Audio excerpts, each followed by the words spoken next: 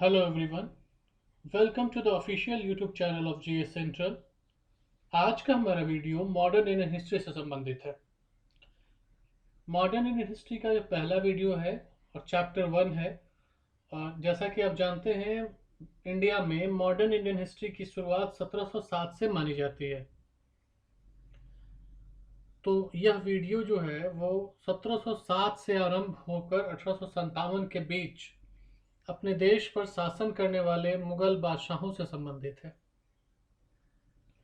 औरंगजेब की मृत्यु जब 1707 में हुई, उसके बाद से लेकर के 1857 के बीच मुगल वंश के जिन शासकों ने देश पर शासन किया, उन्हें उत्तरकालीन मुगल बादशाह या लेटर मुगल एम्परर्स के नाम से जाना जाता है। आज के इस वीडियो में हम इन्हीं बादशाहों के बारे में एक एक करके चर्चा करने वाले हैं। तो वीडियो को आप अंत तक देखिए और अगर अच्छा लगे तो इसको लाइक और शेयर भी कीजिए। आइए आज का टॉपिक स्टार्ट करते हैं। लेटर मुगल एम्परर्स, उत्तरकालीन मुगल बादशाह।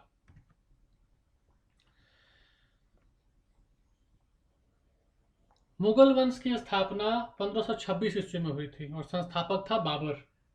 बाबर ने 1526 ईस्वी में जिस साम्राज्य की स्थापना की, उस साम्राज्य का विस्तार आगे आने वाले शासकों ने किया।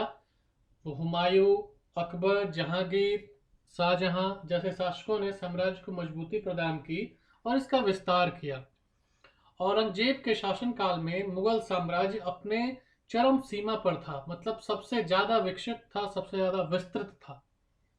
लेकिन औरंगजेब की मृत्यु के बाद 1707 में जब औरंगजेब की मृत्यु हो गई, उसके बाद से इस साम्राज्य का पतन या इसका विघटन आरंभ होने लगा। औरंगजेब की मृत्यु को भारत में एक युग की समाप्ति भी माना जाता है। औरंगजेब इस वंश का अंतिम योग्य और प्रसिद्ध शासक था। Aurangzeb was the last illustrious king of Mughal Empire. The Mughal emperor who succeeded him were known as later Mughals. On Aurangzeb's death, his three sons fought among themselves for the throne. Aurangzeb की मृत्यु के बाद उसके 3 पुत्रों के बीच जो है गद्दी के लिए युद्ध होने आरंभ हुए। उत्तराधिकार का युद्ध जिसे हम कह सकते हैं। इस युद्ध में उसके 65 वर्षीय पुत्र बहादुर शाह की विजय हुई और बहादुर शाह अगला बादशाह बना। आइए बहादुर शाह के बारे में देखते हैं। बहादुर शाह फर्स्ट के नाम से यह शासक बना या गद्दी पर बैठा। इसका कार्यकाल 1707 से लेकर 1712 ईस्वी के बीच का है। Bahadur Shah first was the third son of Aurangzeb with Muslim Rajput wife Nawab Bai, popularly known as Shah Alam। इसे शाह आलम के नाम से भी जाना जाता है। शाहे बेखबर के नाम से भी जाना जाता है। एक इतिहासकार कैफी खान ने बहादुर शाह प्रथम को शाहे बेखबर भी कहा है। He was the only Mughal emperor who used the title of Sayyid। Bahadur Shah first मुगलों में इकलौता ऐसा बादशाह था जिसने सैयद की भी उपाधि ले रखी थी। सैयद का मतलब होता है पैगंबर मोहम्मद के अनुयायियों के द्वारा अपनाया जाने वाला एक नाम है Syed. He tried to reverse the orthodox policies of his father Aurangzeb. He is also tried to have friendly relations with Rajput, Bundel, Jat, Sikh and Marathas। He also signed peace treaties with the Ajit Singh of Jodhpur and Man Singh of Amir। He died in Lahore on February 27, 1712। Shah's body was buried in Moti Masjid, Mehrauli, Delhi. तो बहादुर शाह के बारे में हमें यह याद रखना है कि औरंगजेब की मृत्यु के बाद यह पहला व्यक्ति है जो बादशाह बना। औरंगजेब का बेटा है ये, है ना। और इसका दूसरा नाम शाह आलम फर्स्ट भी है। इसे शाहे बेखबर के नाम से भी जाना जाता है। इसने सैयद की उपाधि ले रखी थी और यह अपने पिता के विपरीत रूढ़िवादी नीतियों को खत्म कर रहा था, उसको ठीक कर रहा था। और अन्य जो छोटी छोटी जो ताकतें थी इंडिया में उस समय, जैसे जो राजपूत थे, बुंदेल थे, जाट थे, सिख थे, मराठा थे, उन सबों के साथ इसने शांति स्थापित की और सबको साथ लेकर चलने की नीति अपनाई। लाहौर में इसकी मृत्यु हुई, मेहरौली दिल्ली में इसे दफनाया गया। अगले बादशाह का नाम है जहांदार शाह। जहांदार शाह जो है ये फिर उसका बेटा है बहादुर शाह का। बहादुर शाह की मृत्यु के बाद एक बार फिर उत्तराधिकार का युद्ध आरंभ हो गया। उत्तराधिकार का युद्ध आरंभ इसलिए हो गया क्योंकि मुगलों में उत्तराधिकार के लिए कोई खास नियम नहीं था। इसलिए बादशाह की मृत्यु के बाद उसके राजकुमारों में, उसके युवराजों में उत्तराधिकार का युद्ध आरंभ होता था। एक चीज लेकिन थी ऐसी जो नई हो रही थी, वो क्या? अब तक जो उत्तराधिकार के युद्ध हो रहे थे उसमें केवल राजकुमार या राजकुमारों के बीच आपस में ये इस प्रकार के युद्ध हो रहे थे। लेकिन इस बार अब से राजकुमारों का इस्तेमाल करके अधिकारियों ने सत्ता अपने पास रखना आरंभ किया। उन्होंने अप्रत्यक्ष रूप से राजकुमार को सामने करके पीछे से सत्ता पर अधिकार जमाया। बहादुर शाह का उत्तराधिकारी उसका पुत्र जहांदार शाह हुआ, जिसने एक नाचने वाली एक लड़की से, एक नर्तकी से अपना विवाह किया और उसे अपनी रानी बनाया। इसने जय सिंह को मिर्जा राजा और अजीत सिंह को महाराजा की उपाधि भी दी। इजारा प्रथा आरंभ किया इसने। इजारा प्रथा क्या है? इजारा प्रथा जो है वो भू राजस्व वसूलने की एक प्रथा है, जिसे जहांदार शाह ने आरंभ किया, फिर से कॉन्ट्रैक्ट फॉर्मिंग जैसा। He was attacked and killed by his nephew and son-in-law Farrukhsiyar. Jahandar Shah की हत्या इसके भतीजे फर्रुखशियर के द्वारा कर दी गई, सैयद बंधुओं की सहायता से। सैयद बंधु उस समय के ताकतवर सामंत हुआ करते थे। आगे आने वाले जो बादशाह हैं उन पर भी सैयद बंधुओं का खासा असर रहा है। तो अब तक हमने देखा कि औरंगजेब के बाद जो बादशाह बना उसका नाम है बहादुर शाह फर्स्ट। बहादुर शाह का बेटा है फिर जहांदार शाह, ये शासक बना। अब अगले बादशाह के बारे में जानते हैं, फर्रुखशियर। जैसा कि अभी हमने देखा कि फर्रुखशियर जो है वो जहांदार शाह का नेफ्यू है, भतीजा है। He became the king of Mughal kingdom with the help of Syed brothers. Syed बंधुओं की सहायता से यह जो है शासन पर कब्जा करने में सफल हुआ और गद्दी इसने हथियाई। सैयद ब्रदर्स के बारे में भी जान लेना अनिवार्य है कि ये लोग कौन हैं। सैयद ब्रदर्स जो है वो दो मुगल वजीर हैं, मंत्री हैं, सैयद अब्दुल्ला खां और सैयद हसन अली खां, who were popularly called the king makers। इनको किंग मेकर्स के नाम से भी जाना जाता है। ये इंपॉर्टेंट भी है, एग्जाम्स में पूछा जाता है। फर्रुखशियर behaved like a mere puppet in the hand of Sayyid brothers, and when he resisted their control on him, he was deposed and executed by the latter। फर्रुखशियर Syed बंधुओं के हाथ की कठपुतली था, और जब इसने उनकी बातों को मानने से इनकार किया तो पहले तो उन्होंने इसे दरकिनार किया और बाद में इसकी हत्या करवा दी। फर्रुखशियर को शहीद मजलूम और अजीमुश शाह का बेटा के नाम से भी जाना जाता है। He assigned the duty of Deccan's governor to Chinkilich Khan, who was better known as Nizamul Mulk, later who laid the foundation of independent state of Hyderabad। फर्रुखशियर ने चिनकिलिच खां को दक्कन का गवर्नर बनाया था। चिनकिलिच खां का दूसरा नाम निजामुल मुल्क भी है, और आगे चल करके इसने दक्षिण में अलग एक स्वतंत्र हैदराबाद राज्य की स्थापना की थी। यहाँ यह भी जानना अनिवार्य है कि मुगल वंश से अलग होने वाला पहला राज्य हैदराबाद ही था। Peshwa Balaji Vishwanath visited in his court to take grant for collecting Chauth and sardeshmukhi.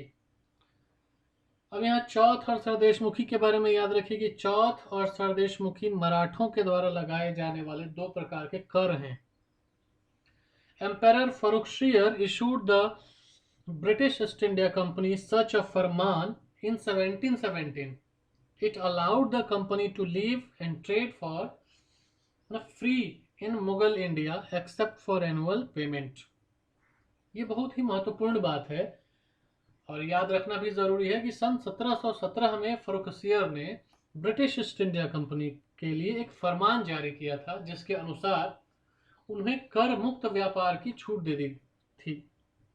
Farrukhsiyar ने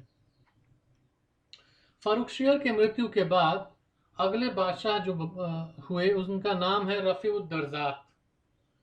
बहुत ही छोटा सा कार्यकाल रहा। अगले बादशाह का नाम रफीउद्दौला। इन दोनों का कार्यकाल एक ही वर्ष में खत्म भी हो गया। रफीउद्दर्जात की मृत्यु एक अकस्मात एक अनजान रोग के कारण हो गई और बाद में फिर रफीउद्दौला को शासक बनाया गया। इसकी भी अकस्मात मृत्यु हो गई। इन दोनों शासकों को सैयद बंधुओं ने ही जो है बादशाह बनाया था। इनकी मृत्यु के बाद सैयद बंधुओं ने एक बार फिर से एक अलग व्यक्ति मोहम्मद शाह को गद्दी सौंपी। अब मोहम्मद शाह का कार्यकाल 1719 से 1748 के बीच रहा। मोहम्मद शाह को मोहम्मद शाह रंगीला के नाम से भी जाना जाता है। हिज रियल नेम वाज रोशन अख्तर। मोहम्मद शाह का वास्तविक नाम रोशन अख्तर था, ऑल्सो कॉल्ड रंगीला बादशाह। मोहम्मद शाह का कार्यकाल जो था वो 30 वर्ष लंबा था, 1719 से 1748 तक। And this was the last chance of saving the empire, Mughal Empire. But Muhammad Shah was not the man of the moment. He was weak-minded and over fond of a life of ease and luxury. Muhammad Shah योग्य व्यक्ति ही नहीं था। मोहम्मद शाह अपने पूरे कार्यकाल में व्यक्तिगत शानो शौकत ऐशो आराम में लिप्त रहा। साम्राज्य की ओर कोई ध्यान ही नहीं दिया इसने। During his rule, Nadir Shah attacked in 1739 and plundered Delhi with the help of Shahadat Khan and defeated Mughal army at the Battle of Karnal. Mohammad Shah रंगीला के ही कार्यकाल में ईरान के शासक नादिर शाह का आक्रमण हुआ था 1739 ईस्वी में। नादिर शाह ने भारत पर आक्रमण किया, दिल्ली को लूटा, जिसमें उसकी सहायता सआदत खान ने की। मुगल सेना और नादिर शाह के बीच करनाल में युद्ध हुआ, जिसे करनाल का युद्ध या बैटल ऑफ करनाल के नाम से जाना जाता है। मुगलों की इसमें हार हो गई। He also took the peacock throne with himself. Mughal Empire disintegrated fastly, and independent kingdoms of Bengal, Awadh, Hyderabad broke away from the empire. Nadir Shah के आक्रमण का फायदा उठाकर मुगल वंश में टूट हुई बिखराव हुआ और कई छोटे छोटे राज्यों का उद्भव भी हुआ, जैसे बंगाल, अवध, हैदराबाद। नादिर शाह यहां से वापस जाते समय शाहजहां के द्वारा बनवाया गया मयूर सिंहासन भी अपने साथ ले गया, कोहिनूर हीरा अपने साथ ले गया। नादिर शाह के बारे में जानना अनिवार्य है, एग्जाम में पूछा जाता है। तो Nadir Shah was attracted to India by the fabulous wealth for which it was always famous. The visible weakness of the Mughal Empire made such exploitation possible. Nadir Shah marched on to Delhi and the Emperor Muhammad Shah was taken as a prisoner. Nadir Shah ने भारत में मुगल सत्ता की जो कमजोरियां थीं और अयोग्य शासक थे उसका फायदा उठाया और आक्रमण कर तत्कालीन बादशाह मोहम्मद शाह को बंदी बना लिया। Nadir Shah was famous as Napoleon of Iran. Nadir Shah को ईरान का नेपोलियन के नाम से भी जाना जाता है। नादिर शाह ने जब दिल्ली को लूटा तो जो संपत्ति उसने लूटी उसका एक अनुमान लगाया गया कि 70 करोड़ रुपए उसने लूटे। और इस लूट का फायदा यह हुआ कि नादिर शाह ने ईरान में 3 साल तक कोई कर ही नहीं वसूला। Nadir Shah also carried away the famous Kohinoor diamond and jewel-studded peacock throne of Shah Jahan. India से वापस जाते समय नादिर शाह ने कोहिनूर हीरा और शाहजहां के द्वारा बनवाया गया मयूर सिंहासन भी अपने साथ ईरान ले गया। नादिर शाह के आक्रमण ने मुगल सत्ता की जो कमजोरियां अब तक छिपी हुई थी उसको सबके सामने ला दिया। साम्राज्य को तो जो आर्थिक क्षति हुई वो हुई ही, उसके साथ साथ साम्राज्य के और मुगल वंश के सम्मान को भी गहरा आघात पहुंचा था। नादिर शाह के आक्रमण के बाद अगले जो व्यक्ति यहां बादशाह बना, Ahmad Shah Bahadur. After Muhammad Shah's death in 1748, the empire was devastated by the repeated invasions of Ahmad Shah Abdali, one of Nadir Shah's ablest general, who had succeeded in establishing his authority over Afghanistan after his master's death. Mohammad Shah Rangila की मृत्यु के बाद जो अव्यवस्था उत्पन्न हुई उसका फायदा उठाकर नादिर शाह के ही एक आर्मी जनरल अहमद शाह अब्दाली ने भारत पर कई बार लगातार आक्रमण किए। नादिर शाह की मृत्यु के बाद अहमद शाह अब्दाली जो है उसने अफगानिस्तान में अपना साम्राज्य स्थापित कर लिया था। अहमद शाह अब्दाली को अहमद शाह दुर्रानी या दुर्रे दुर्रानी के नाम से भी इतिहास में जाना जाता है। सन 1748 में नादिर शाह की भी मौत हुई और उस मौत के बाद अफगानिस्तान का शासक जो है वो बना अहमद शाह अब्दाली और वहां इसने दुर्रानी साम्राज्य की स्थापना की। 1748 से लेकर 1767 के बीच अहमद शाह अब्दाली ने दिल्ली और मथुरा को कई बार लूटा। इसी दरमियान 1761 ईस्वी में अहमद शाह अब्दाली ने पानीपत के तीसरे युद्ध में भी हिस्सा लिया। पानीपत का तीसरा युद्ध 1761 में हुआ। यह युद्ध मराठों और अफगान सेना के बीच हुआ था। इसमें अफगान सेना का नेतृत्व अहमद शाह अब्दाली कर रहा था। In 1761, Abdali defeated the Maratha in the Third Battle of Panipat and thus gave a big blow to their ambition of controlling the Mughal emperor and thereby dominating the country.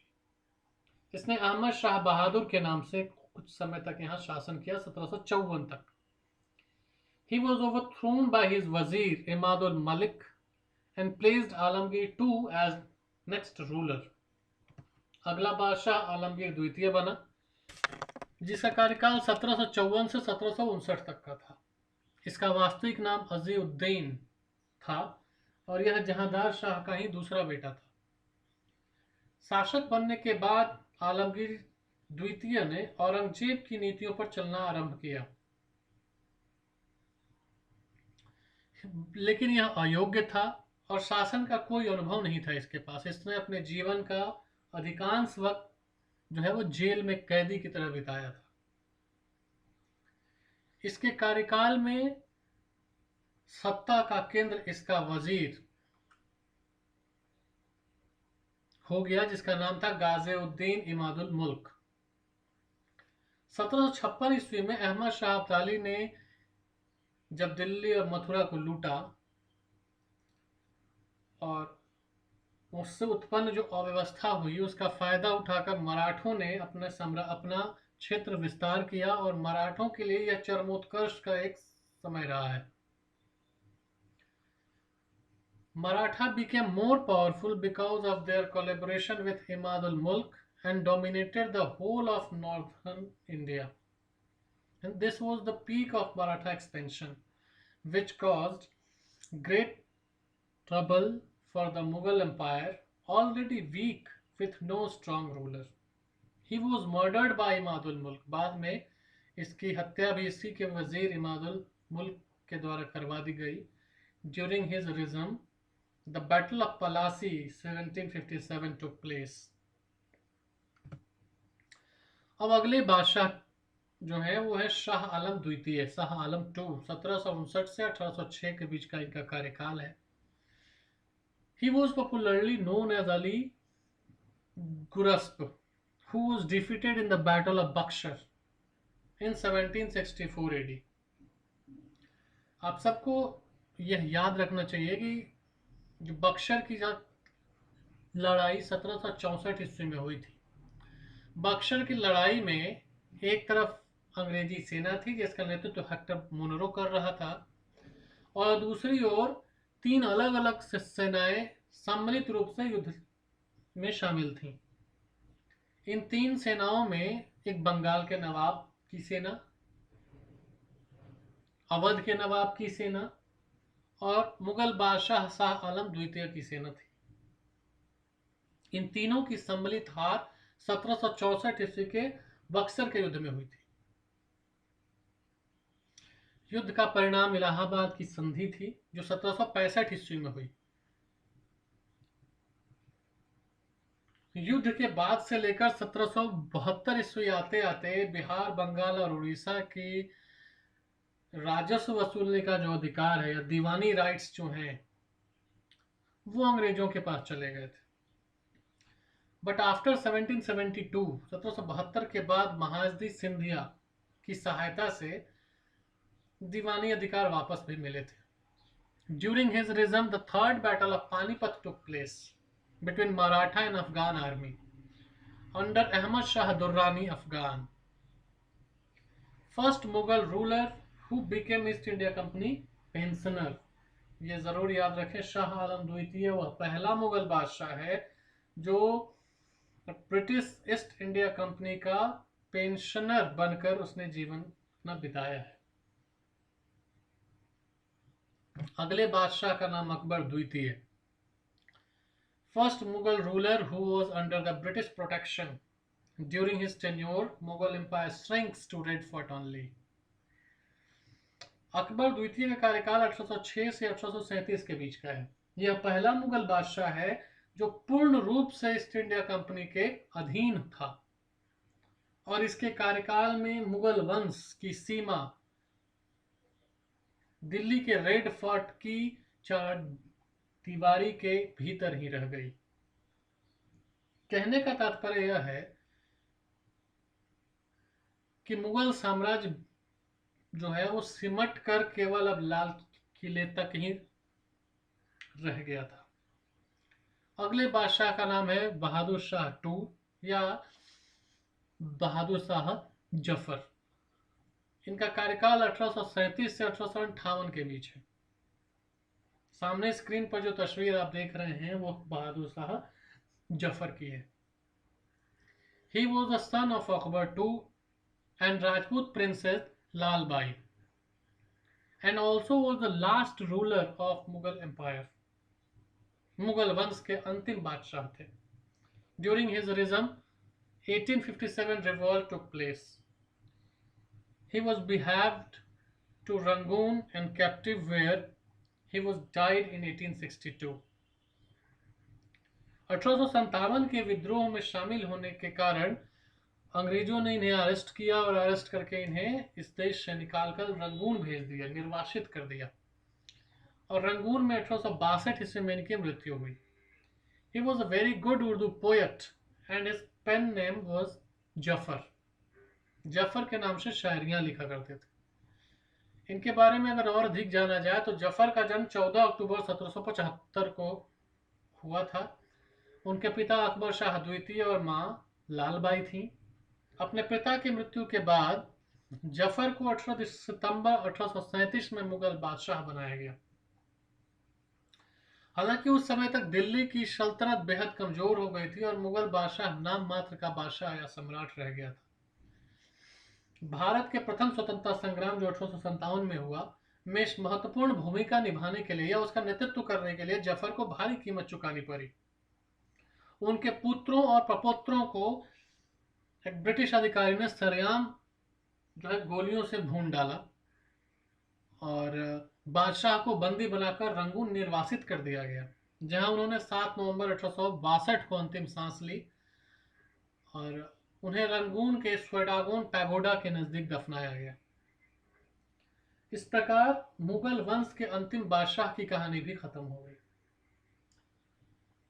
तो इस पूरे कहानी में हम देखते हैं कि औरंगजेब के बाद, मतलब 1707 में औरंगजेब की मृत्यु के बाद से लेकर के 1857 के विद्रोह तक या अंतिम मुगल बादशाह तक कुल 11 अलग अलग व्यक्तियों ने मुगल बादशाह के रूप में शासन किया है। इन 11 व्यक्तियों में अगर एक आध को छोड़ दिया जाए तो सारे के सारे अयोग्य हैं और साम्राज्य को संगठित करने में, सुगठित करने में अक्षम भी साबित हुए। अंतिम मुगल बादशाह बहादुर शाह जफर 1857 के युद्ध में, प्रथम स्वतंत्रता संग्राम में शामिल होने के कारण उनको इस देश से निकाल कर रंगून भेज दिया गया, वहां उनकी मृत्यु हो गई।